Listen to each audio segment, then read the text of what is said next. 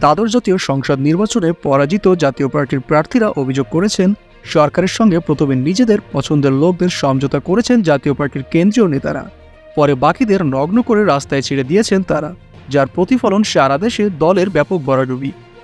রবিবার রাজধানীতে এক সংবাদ সম্মেলনে জাপার পরাজিত প্রার্থীরা এসব কথা বলেন। এ সময় তাদের সমর্থকরা উপস্থিত ছিলেন।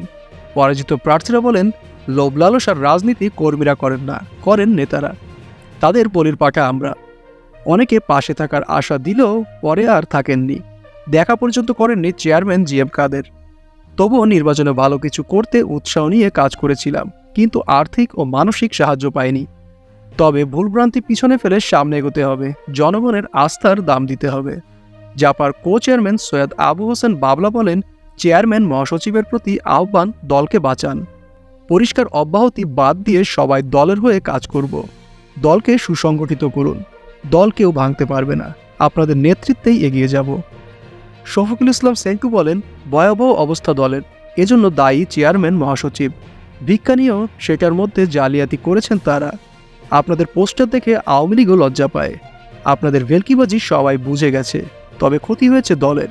সব দায় চেয়ারম্যান মহাসচিবের। আঘাতপ্রাপ্ত আর বহিষ্কারপ্রাপ্ত লোক একা হয়ে গেছে। সাইফুদ্দিন মিলন বলেন, নির্বাচনে না গেলে জাতীয় পার্টি হিরো হতো। জিএম কাদের অনেক কিছু করেছেন দলের জন্য, তার সব শ্রম বৃথা হয়ে যাবে। আপনার বিকল্প নেই, সঠিক নেতৃত্বে আসার আহ্বান জানাই।